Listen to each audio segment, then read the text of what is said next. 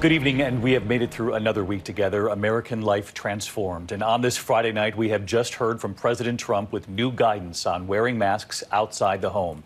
The president saying, in light of new studies, the CDC is announcing the use of a non-medical cloth face covering as an additional voluntary measure. Voluntary was a word the president repeatedly used with regard to masks. They do not want a run on medical masks in this country. The number of deaths surging in the U.S. In New York State alone, 562 deaths in just the last 24 hours, the majority in New York City. Tonight here, the staggering numbers. In just 2 weeks' time, we've gone from 19,000 cases to tonight, more than 270,000. More than 6,800 are dead. And take a look at this graph tonight, showing the number of cases over time and the trajectory. We have talked so much here about trying to flatten the curve. The United States there in red, shooting straight up, well above Italy, China, France, no sign of it leveling off. The peak in New York, the governor saying, could be more than a week off, perhaps several weeks off.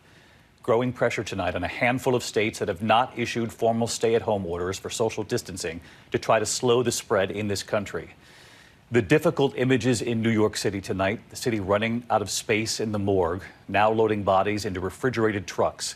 And New York's governor taking executive action tonight, calling on the National Guard to take possession of ventilators from other medical facilities across the state that do not need them, to get them to the hospitals in desperate need right now. We begin tonight with ABC's Whit Johnson, right here in New York. Tonight, outside one hospital in Brooklyn, a somber walk. A team of doctors moving a COVID victim to a mobile morgue, an increasingly familiar sight in this stricken city. Morgue space is filling up. This grim picture outside Bellevue Hospital, about a dozen of these refrigerator trucks lined up to hold the dead. Overnight, the death toll in New York State jumping to nearly 3,000. Highest single increase in the number of deaths since we started. Funeral homes overwhelmed. 60% of them in this room are COVID patients.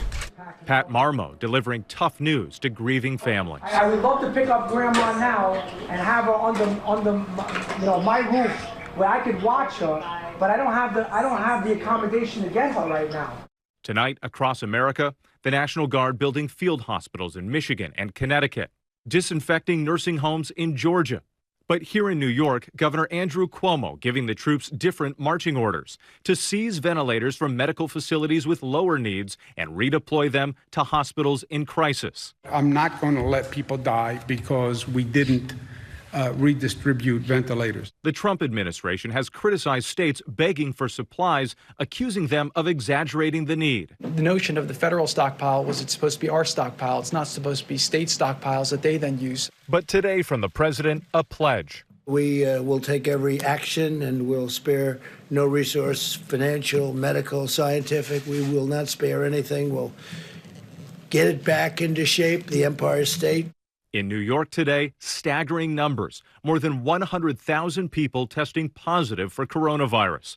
Victoria, a school nurse, is one of them. I am worried about me. I don't want to go out like this. I'm afraid. But I'm afraid that I'm not going to get a chance to see my family again.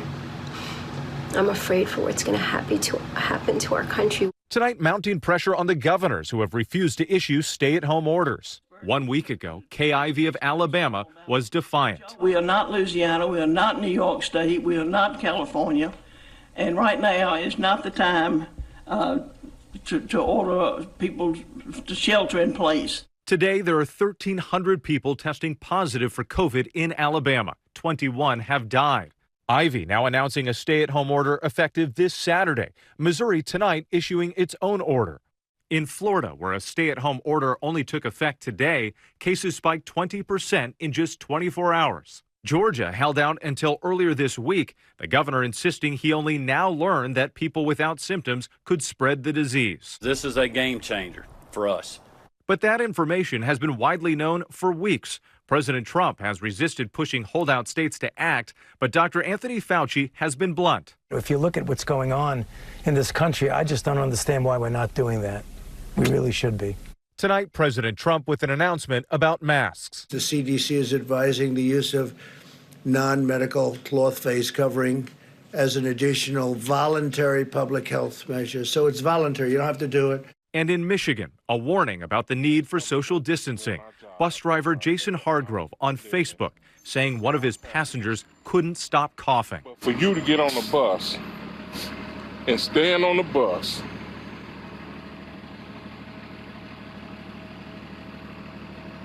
and cough several times without covering up your mouth, that lets me know that some folks don't care.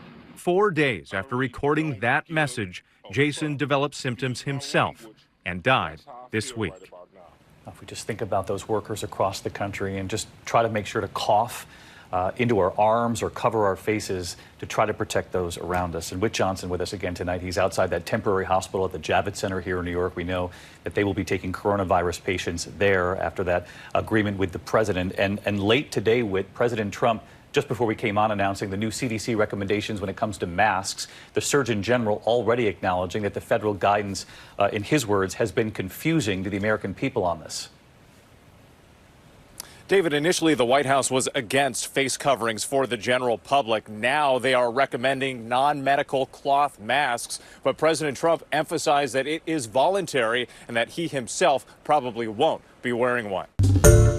Hi, everyone. George Stephanopoulos here. Thanks for checking out the ABC News YouTube channel. If you'd like to get more videos, show highlights, and watch live event coverage, click on the right over here to subscribe to our channel. And don't forget to download the ABC News app for breaking news alerts. Thanks for watching.